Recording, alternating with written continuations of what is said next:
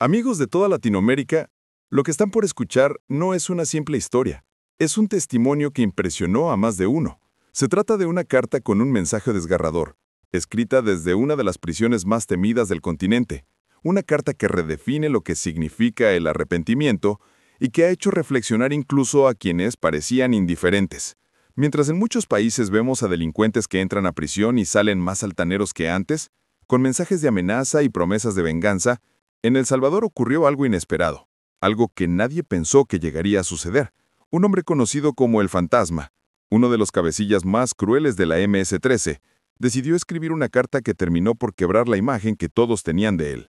Este sujeto, que durante 15 años había sembrado terror en las calles de San Salvador, responsable de la caída de 73 personas, entre ellas niños, padres y madres de familia, y que siempre se jactó de no tener sentimientos, sorprendió a todos. Con una redacción temerosa, escribió una carta y reconoció uno por uno los daños que causó. No lo hizo desde la arrogancia de un líder criminal, sino desde la fragilidad de alguien que finalmente comprendió el peso de sus actos. Entre sus frases, una quedó grabada. Sé que estas palabras no devolverán lo perdido, pero necesito que el mundo sepa que el monstruo que fui ya no existe. Bukele me quebró, y era lo que merecía. Lo impactante es que mientras en El Salvador este hombre terminó por derrumbarse, en muchas naciones de nuestra región todavía existen miles de fantasmas que operan libremente, destruyendo hogares mientras los sistemas judiciales los tratan con privilegios que nunca merecieron. En apenas 16 meses dentro del Secot, aquel sujeto pasó de ser temido y despiadado a un hombre abatido que dedica sus días a redactar cartas de disculpa para las familias de quienes sufrieron por su causa. Lo que tenemos aquí no es solo un pedazo de papel con tinta, es la prueba de que incluso los más endurecidos pueden despertar conciencia cuando se enfrentan a un sistema que no les da espacio para la impunidad. Pero para entender lo profundo de esta transformación, primero hay que conocer quién era realmente el fantasma. No se trataba de un delincuente cualquiera, era alguien que había hecho del sufrimiento infantil su sello más cruel. Su apodo no era casualidad. Le llamaban el fantasma porque aparecía sin previo aviso, atacaba familias enteras y desaparecía sin dejar huella como una sombra imposible de detener. Su historia en el mundo del crimen comenzó siendo apenas un adolescente, cuando decidió acabar con la vida de un niño de 8 años frente a su propia madre, solo para enviar un mensaje de miedo. Después de aquel hecho atroz, su reacción no fue de arrepentimiento, sino de burla. Le dijo a la madre que si no cumplía con lo que le exigían, perdería también a sus otros hijos. Esa frialdad extrema lo convirtió rápidamente en uno de los ejecutores más temidos dentro de la pandilla. Su sello era sembrar pánico atacando primero a los niños delante de sus padres, un acto que multiplicaba el dolor de las familias y paralizaba comunidades enteras. En década y media de actividad criminal, sus órdenes acabaron con la vida de 73 personas, 12 niños de entre 6 y 14 años, 18 madres de familia, 23 padres trabajadores y 20 jóvenes que se resistieron a unirse a las pandillas. Su brutalidad fue tal que incluso otros integrantes de la organización lo temían. Cuando el fantasma atacaba a una familia, siempre seguía el mismo patrón. Comenzaba con los más pequeños para provocar el dolor más profundo en los padres antes de quitarles la vida. Jamás mostró arrepentimiento. Nunca dudó en apretar el gatillo contra un niño. No conocía la culpa ni la compasión. Se enorgullecía de tener un corazón de piedra, inmune a cualquier emoción humana. Amigos, lo que les cuento no es un invento, ni una exageración. Todo está documentado en los archivos de la Fiscalía General de El Salvador, respaldado por testimonios de sobrevivientes y confesiones posteriores. Y lo que más duele es darnos cuenta de que en muchos países de nuestra región aún existen decenas, incluso cientos de fantasmas que siguen destruyendo vidas con total impunidad, protegidos por sistemas que garantizan derechos a quienes nunca respetaron los de sus víctimas más indefensas. Lo verdaderamente impactante al leer la carta del fantasma es entender que no era un caso aislado. En distintas partes de Latinoamérica, todavía hay criminales exactamente iguales, operando sin freno, mientras la sociedad parece acostumbrarse a vivir en medio del miedo. Mientras en El Salvador este hombre acabó con la vida de 12 niños en 15 años, en otros países de la región hay grupos que duplican esa cifra en la mitad del tiempo y jamás son capturados. Mientras él, finalmente quebrado, terminó escribiendo una carta pidiendo perdón por cada niño al que le quitó el futuro. En nuestras cárceles vemos delincuentes que se burlan de sus crímenes y desde la comodidad de sus celdas planean cómo seguir dañando. La diferencia es brutal. En El Salvador, las familias al menos saben que aquel que les arrebató a sus seres queridos vive quebrado y consumido por el remordimiento. En cambio, en muchos de nuestros países, Las familias tienen que soportar ver cómo los responsables disfrutan de privilegios en prisión o simplemente siguen libres en las calles. La diferencia está en el liderazgo. Ellos, en El Salvador, dijeron basta y construyeron un sistema que logra transformar a quienes parecían imposibles de cambiar, obligándolos a enfrentarse a su conciencia. Mientras tanto, nosotros seguimos escuchando frases como «así son las cosas aquí, no se puede hacer nada», y los más inocentes siguen pagando el precio. Allí un presidente tuvo el valor de crear condiciones que quebraron incluso al criminal más cruel de la región. Aquí, muchos gobiernos mantienen cárceles donde los delincuentes viven cómodamente y jamás encuentran un motivo para arrepentirse. Bukele implementó un sistema donde dañar a un niño no queda en la impunidad, sino que tiene consecuencias psicológicas devastadoras para el criminal. En cambio, nuestros sistemas permiten que esa mentalidad siga intacta, porque no hay nada que los confronte con lo que hicieron. El fantasma ahora pasa sus días escribiendo cartas de perdón a las madres de los pequeños que un día destrozó. Mientras tanto, en muchas de nuestras naciones, los criminales dedican sus días a planear cómo seguir destruyendo familias, porque viven con tantas comodidades que mantener esa mentalidad les resulta fácil. Y no se trata de decir que los criminales de un país sean distintos a los de otro. No, la verdadera diferencia está en el liderazgo. El Salvador tiene un presidente que eligió ponerse del lado de los niños inocentes. Muchos de nuestros países, en cambio, tienen líderes que terminan protegiendo a los mismos que destruyen a nuestra gente. Para comprender cómo Bukele logró que alguien como el fantasma pasara de ser un monstruo sin piedad a un hombre quebrado que dedica sus días a pedir perdón, hay que conocer la mentalidad de líder que nuestra región necesita, pero que pocos se atreven a imitar. Bukele no llegó con discursos románticos sobre reinserción para quienes dañaron a los más indefensos, ni con promesas de segundas oportunidades para criminales crueles. Llegó con una idea sencilla pero revolucionaria. Quien le quita la paz a un niño, pierde para siempre el derecho a vivir en paz. Cuando diseñó el sistema del SECOT, Bukele no improvisó. Se dedicó a estudiar casos de criminales que habían dañado a menores en distintas partes del mundo y descubrió un patrón inquietante. Solo desarrollaban remordimiento cuando se veían obligados a revivir, una y otra vez, el sufrimiento que habían provocado a los más inocentes. Con esa premisa, su objetivo no fue únicamente castigar, sino asegurarse de que jamás pudieran volver a hacer daño, y si era posible, transformarlos en seres humanos capaces de cargar con el peso real de sus actos. Cada detalle del tratamiento aplicado a individuos como el fantasma fue diseñado para quebrar su frialdad y forzar la conciencia. En las paredes de sus celdas colocaron fotografías de los niños que habían dañado, imágenes que debían observar las 24 horas del día. Durante las horas de reflexión, se reproducían grabaciones con los lamentos de las madres, describiendo el dolor de perder a sus hijos. Además, se les sometía a evaluaciones psicológicas en las que debían relatar con detalle lo que habían hecho, enfrentando sin escapatoria la crudeza de sus propios crímenes. Mientras otros presidentes de la región hablaban de rehabilitación y segundas oportunidades para delincuentes de este tipo, Bukele aplicó un modelo completamente distinto, un sistema de remordimiento forzado, que rompía la mentalidad criminal hasta desarmarla por completo. No tardaron en llegar las críticas de organismos internacionales, que calificaron sus métodos de inhumanos. La respuesta de Bukele fue directa. ¿Dónde estaban ustedes defendiendo la humanidad cuando estos sujetos destruían la vida de niños inocentes? Esa sola frase conectó con miles de familias salvadoreñas que entendieron que por primera vez tenían un presidente dispuesto a defender a los menores y no la comodidad de quienes los habían lastimado. El resultado fue contundente. Su popularidad superó el 85%, porque la gente comprendió que no se necesitan décadas para quebrar la mente de los criminales más crueles. Lo que se requiere es voluntad política, firmeza y la decisión de aplicar justicia sin contemplaciones ni privilegios. El punto de no retorno en la historia de El Fantasma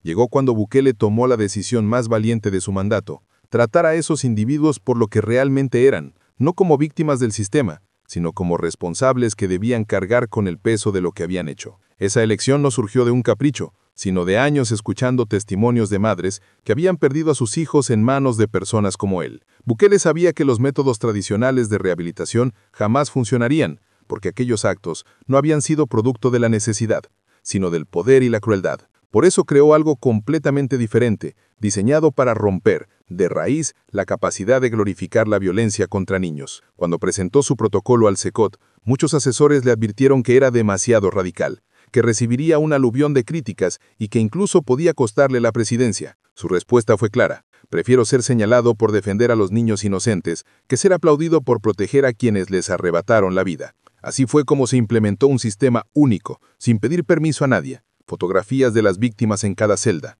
Grabaciones del llanto de las madres reproducidas durante 12 horas diarias. Evaluaciones psicológicas constantes que obligaban a revivir lo sucedido y la prohibición absoluta de distracciones que les permitieran escapar mentalmente de esa realidad. Cuando los defensores de derechos humanos levantaron la voz contra el sistema del SECOT, Bukele no se escondió. Convocó a una conferencia de prensa e invitó a 30 madres que habían perdido a sus hijos por culpa de El Fantasma. Frente a las cámaras y a los periodistas, una de ellas, con el dolor aún marcado en el rostro, lanzó una pregunta que dejó a todos en silencio. ¿Dónde estaban ustedes defendiendo los derechos de mi niño cuando este hombre me lo arrebató por simple crueldad? Aquella frase cambió por completo la narrativa. Quedó claro que la verdadera defensa de los derechos humanos comienza por proteger a los inocentes, no por garantizar privilegios a quienes destruyeron vidas. Desde ese día, la postura de Bukele fue firme e inquebrantable. Quienes dañaron a niños no merecen paz mental. Merecen cargar con el peso completo de sus actos hasta que desarrollen un arrepentimiento genuino o hasta que su arrogancia se derrumbe por completo. La llegada del fantasma al SECOT fue la primera gran prueba de fuego de este sistema. Era el criminal más temido de la región, el que durante 15 años se había jactado de tener un corazón de piedra. Su captura no fue casualidad, sino el resultado de una operación de inteligencia que tomó 8 meses y que requirió coordinación con 3 países diferentes. Cuando finalmente lo trasladaron al penal, entró con la misma arrogancia que lo había caracterizado toda su vida criminal. Sus primeras palabras a los psicólogos fueron heladoras. Los niños que eliminé se lo merecían por estar en el lugar equivocado. No siento nada y nunca voy a sentirlo. La respuesta de los especialistas, inspirada en Bukele, fue igual de directa. Vamos a ver si sigues pensando lo mismo cuando tengas sus rostros frente a ti, las 24 horas del día. En la primera semana el fantasma intentó mantener su actitud desafiante. Estaba convencido de que ningún sistema sería capaz de quebrar la frialdad con la que había vivido tantos años. Pero lo que encontró en el SECOT fue distinto a todo lo que había experimentado.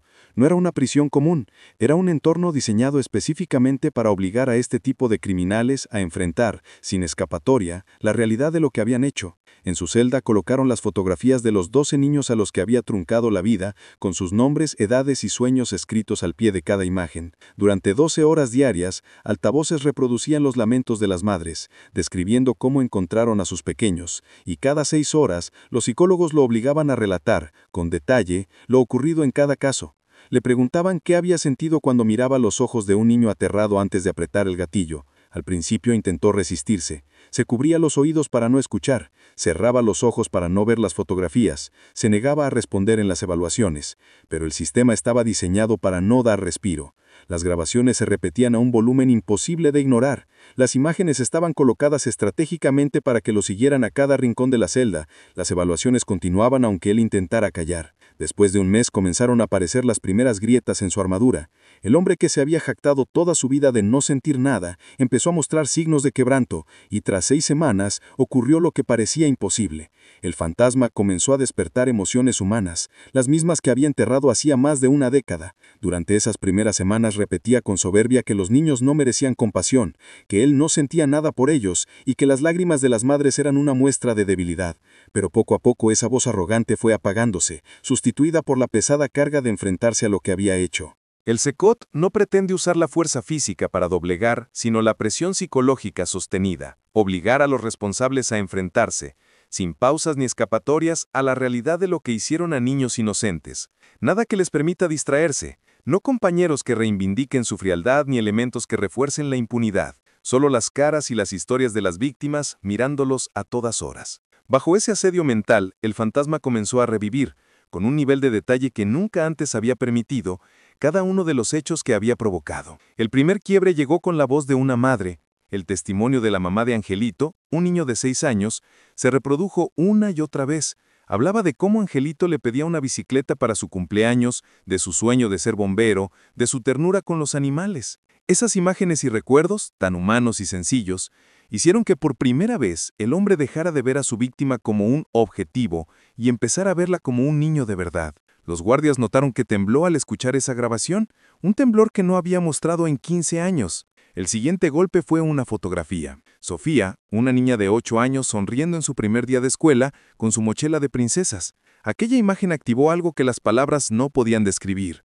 La memoria de la inocencia perdida, la confusión de una niña que no entendía por qué le habían arrebatado su futuro. Los psicólogos documentaron cambios inquietantes. Empezó a hablar en voz baja, no para vanagloriarse, sino para cuestionarse cómo había podido hacer algo así. Esas conversaciones internas se convirtieron en evidencias clínicas de un despertar moral tan extremo que los especialistas lo catalogan como uno de los casos más contundentes de concienciación que han visto en su carrera. Tras 3 meses de exposición constante a las voces e imágenes de quienes sufrió por su mano, los expertos describen que sufrió un colapso de la frialdad, la imposibilidad de mantener la indiferencia frente al dolor que él mismo había provocado. No fue un proceso lineal, fue un derrumbe mental cuando finalmente comprendió que no eran cifras, sino chicos con sueños y familias que dependían de adultos para protegerlos. Los guardias reportaron cambios físicos y conductuales drásticos. Pasaba la mayor parte del día en llanto, pero no por su situación personal, sino por cada uno de los pequeños a los que les había arrebatado la vida.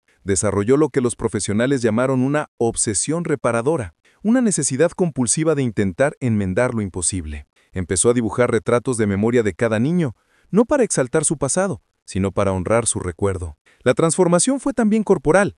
Perdió peso de forma alarmante, su cabello se tornó blanco y presentó temblores y tics que delataban el deterioro físico ligado al sufrimiento psíquico. Cuando pidió papel y lápiz para escribir, los psicólogos supieron que aquello no era teatro, buscaba comunicarse con las familias. Su primera carta fue para la mamá de Angelito. En ella escribió con sinceridad brutal: «Señora Rosa, sé que estas palabras no devolverán a su Angelito, pero necesito que sepa que la persona que le hizo daño ya no existe. Ahora veo que Angelito era un niño con sueños hermosos, y yo se los arrebaté por pura maldad. Merezco sufrir por esto el resto de mi vida». Aquellas líneas, temblorosas, manchadas quizá de lágrimas, sellaron una etapa de la historia. Lo que comenzó como un intento de neutralizar la violencia, terminó por mostrar que, en ciertos casos, la confrontación sostenida con la verdad puede despertar algo parecido al arrepentimiento genuino. El sistema de Bukele logró lo que muchos creían imposible: transformar al responsable de los crímenes contra niños más temido de la región en un hombre quebrado que, por fin, entendió el valor de una vida infantil. Tras 16 meses en el SECOT, el fantasma produjo una carta de 6 páginas, escrita con mano temblorosa y salpicada de lágrimas, que conmovió hasta a los guardias más curtidos y que hoy se cita como la evidencia más contundente del impacto del modelo aplicado. La carta arrancaba con palabras que pocos expertos esperaban leer de alguien con su historial. Se dirigía a todas las madres cuyos angelitos perdí. Admitía que sus palabras no devolverían nada, pero exigía que el mundo supiera que la persona que fue ya no existía. «Bukele me quebró», escribió, y quizá eso era lo que merecía. En las páginas siguientes, narró con detalle desgarrador cada hecho en el que había quitado la vida a pequeños e inocentes, pero lo hizo desde otra mirada, no desde la soberbia del pasado, sino desde la angustia de quien comprende el daño irreversible que causó. Contó historias. Angelito, 6 años, quería ser bombero. Sofía, 8 años, soñaba con ser maestra. Carlos, 10, llenaba hojas con dibujos de héroes. Y admitió, con brutal honestidad, que destruyó esos sueños por motivaciones miserables. La parte más dura de la carta fue su confesión íntima. Durante años creyó que ser insensible lo hacía fuerte. Hoy reconoce que lo hacía parecer el más cobarde, porque solo un cobarde puede arrebatar la vida a alguien indefenso que confiaba en los adultos. «Cada noche», escribió, «veo las caras de los 12 angelitos que arrebaté. No puedo dormir, casi no puedo comer, no hallo paz. Y está bien que así sea, porque ellos no volverán a tener vida». Cerró la carta con una frase que dejó helados a los psicólogos. No pedía perdón esperando redención. Pedía que se supiera que sus víctimas eran perfectas y que él viviría con el peso de lo que hizo. Solicitó que las madres entendieran que él no merecía perdón, solo la carga de su propio arrepentimiento. Mientras el fantasma dedicaba sus días a escribir estas cartas una y otra vez y a intentar reparar lo imposible, en otras cárceles de la región seguían modelos muy distintos. Allí, responsables de crímenes contra menores conservan privilegios, viven con comodidades y con frecuencia se muestran indiferentes frente al daño causado. La comparación duele. En el SECOT, quien dañó a niños vive consumido por el remordimiento. En otros lugares, quienes dañan a menores mantienen su impunidad moral. Los efectos físicos en el fantasma fueron igualmente drásticos. Perdió casi 28 kilos, su cabello perdió color y su cuerpo traicionó su mente con temblores y signos de desgaste severo. Lo que para algunos son datos duros, para las familias afectadas fue un alivio a medias. La conciencia del responsable no devuelve lo perdido, pero al menos les ofrecía un gesto de reconocimiento que en muchos otros casos nunca llega. El sistema de Bukele consiguió lo que parecía imposible, transformar al criminal más temido de la región en un hombre quebrado que hoy dedica sus días a honrar la memoria de los niños a quienes les arrebató la vida. En contraste, en muchos países de nuestra región, los responsables de crímenes contra menores siguen viviendo con comodidades que mantienen intacta su frialdad, porque no existe ninguna presión que los confronte con lo que hicieron. El fantasma, aquel que durante años se jactó de no sentir nada, ahora pasa horas dibujando retratos de los pequeños que destruyó, como si buscara en el lápiz y el papel una forma de reparar lo irreparable. Mientras tanto, en otros países, los criminales que dañaron a niños pasan sus días planeando cómo seguir delinquiendo, protegidos por sistemas que nunca los obligan a enfrentar la magnitud de sus actos.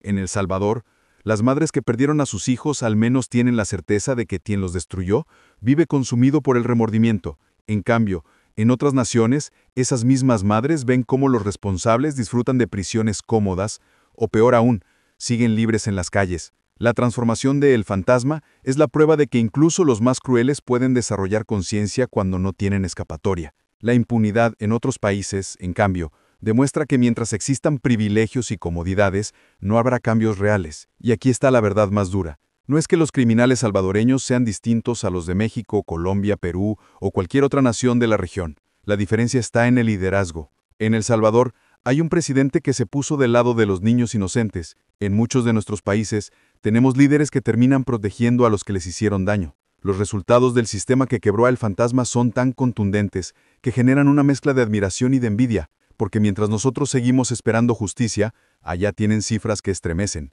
Desde que se implementó el sistema de remordimiento forzado, en el SECOT, más de 800 criminales responsables de dañar menores han escrito cartas de arrepentimiento genuino dirigidas a las familias de sus víctimas. Compárenlo. En nuestras prisiones, con todos sus programas de reinserción social, no hay un solo caso documentado de un criminal que haya desarrollado un arrepentimiento verdadero. Mientras El Fantasma escribió 47 cartas pidiendo perdón por cada niño cuya vida destruyó, aquí todavía recibimos cartas con amenazas, porque saben que el sistema los protege. El modelo salvadoreño incluso ha permitido resolver misterios imposibles. Algunos reos, quebrados por la presión psicológica, han revelado la ubicación de cuerpos de niños desaparecidos, dándoles a las familias la posibilidad de un entierro digno. En cambio, en nuestras naciones, miles de familias siguen sin respuesta porque los culpables prefieren llevarse la información a la tumba antes que colaborar. Las cartas de arrepentimiento del SECOT ya han ayudado a cerrar más de 400 casos que parecían perdidos para siempre. Mientras tanto aquí, tenemos miles de carpetas abiertas sin solución, porque nuestros criminales callan desde cárceles que parecen hoteles. Hoy El Fantasma y otros como él viven con una obsesión reparadora. Intentan, aunque sea simbólicamente, honrar la memoria de los pequeños que destruyeron. En cambio, en nuestras prisiones lo que vemos es una obsesión criminal. Siguen planificando nuevos ataques desde la comodidad de sus celdas. Y ahí está la diferencia más dolorosa. Las madres salvadoreñas reciben cartas de arrepentimiento genuino que, aunque no devuelven la vida de sus hijos, les dan un respiro en su proceso de duelo. Nuestras madres, en cambio, reciben silencio, o peor aún, amenazas. En muchos de nuestros países, las madres todavía reciben amenazas de los mismos criminales que les arrebataron a sus hijos, porque los sistemas actuales les permiten conservar su arrogancia y su poder. Y ahí está la diferencia. No es un tema de recursos, ni de falta de psicólogos, ni de tecnología. La verdadera diferencia está en el modelo que se aplica. Imaginen por un instante cómo sería nuestra región si tuviéramos un sistema como el SECOT, capaz de quebrar la frialdad de alguien como El Fantasma y transformarlo en un hombre arrepentido que dedica cada día a recordar a sus víctimas. Imaginen que en lugar de ver a criminales viviendo cómodamente y planificando nuevas fechorías, viéramos a esos mismos sujetos consumidos por el remordimiento, obligados a enfrentar lo que hicieron hasta desarrollar una obsesión reparadora. Imaginen que esas madres que hoy solo reciben silencio o amenazas pudieran recibir cartas de arrepentimiento genuino, escritas por quienes les arrebataron lo más valioso. Eso que parece un sueño en muchos de nuestros países ya es una realidad en El Salvador. Ahí, Los responsables que antes se jactaban de su crueldad, ahora pasan los días escribiendo cartas de perdón y dibujando retratos de los niños a los que dañaron, porque no pueden vivir sin reconocer la magnitud de su culpa. Las familias que habían perdido toda esperanza, ahora saben que esos criminales cargan con el peso de lo que hicieron, día y noche. Y lo más importante, los niños salvadoreños pueden volver a jugar en las calles sin miedo, porque quienes los amenazaban están neutralizados para siempre. ¿Se imaginan lo que significaría que eso mismo ocurriera en otros países de América Latina? Estados donde hoy la niñez vive bajo el miedo podrían transformarse en lugares seguros donde los pequeños crezcan en paz. Madres que hoy crían a sus hijos con el temor constante de perderlos, podrían, al fin, respirar tranquilas. Y esos delincuentes que hoy gozan de impunidad, serían obligados a vivir quebrados por el remordimiento en lugar de planear nuevos delitos. La transformación social sería inmediata. Parques llenos de risas, escuelas donde estudiar sin peligro, familias que no tengan que vivir entre la incertidumbre y el terror. El Salvador pasó de ser un lugar donde la niñez estaba en riesgo constante a convertirse en un país que protege a sus menores con un sistema implacable. Y no se quedó allí. Este modelo ya empieza a expandirse por toda la región. Ecuador adoptó protocolos de remordimiento forzado después de ver cómo en El Salvador los criminales terminaban escribiendo cartas sinceras de arrepentimiento. Guatemala está construyendo su propio centro inspirado en el Secot, usando fotografías y grabaciones de víctimas para confrontar a quienes les arrebataron la vida a menores, porque no pueden vivir sin reconocer la magnitud de su culpa. Las familias que habían perdido toda esperanza ahora saben que esos criminales cargan con el peso de lo que hicieron, día y noche. Y lo más importante, los niños salvadoreños pueden volver a jugar en las calles sin miedo porque quienes los amenazaban están neutralizados para siempre. ¿Se imaginan lo que significaría que eso mismo ocurriera en otros países de América Latina? Estados donde hoy la niñez vive bajo el miedo podrían transformarse en lugares seguros donde los pequeños crezcan en paz. Madres que hoy crían a sus hijos con el temor constante de perderlos podrían, al fin, respirar tranquilas.